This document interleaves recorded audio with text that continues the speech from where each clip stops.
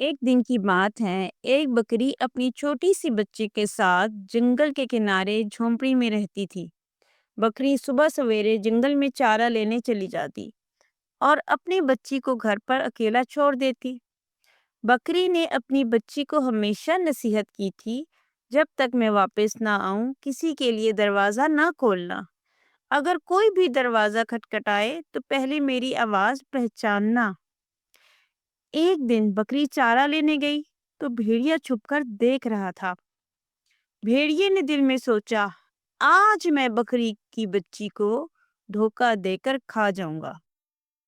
بھیڑیا بکری کے گھر آیا اور بکری کی آواز نکال کر بولا، دروازہ کھولو بیٹی، تمہاری ماں آئی ہے۔ لیکن بچی سمجھدار تھی، اس نے کہا، نہیں، تمہاری آواز میری ماں جیسی نہیں لگ رہی، تم بھیڑیے ہو۔ بھیڑیا غصے سے واپس چلا گیا اور اپنی آواز بدلنے کے لیے شہد کھا کر آیا۔ پھر دوبارہ بکری کی آواز میں کہا، بیٹی، دروازہ کھولو، تمہاری ماں آئی ہے۔ لیکن بچی نے ہوشیاری سے کہا، اگر تم واقعی میری ماں ہو تو پہلے اپنے پاؤں کھڑکی سے دکھاؤ۔ بھیڑیے نے اپنے پاؤں کھڑکی سے دکھائے۔ بچی فوراً پہچان گئی اور دروازہ نہ کھولا۔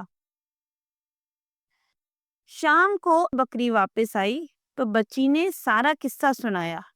بکری نے بیٹی کو گلے سے لگا کر کہا، شاباش میری بیٹی، تم نے ہوشیاری اور صبر سے اپنی جان بچائی۔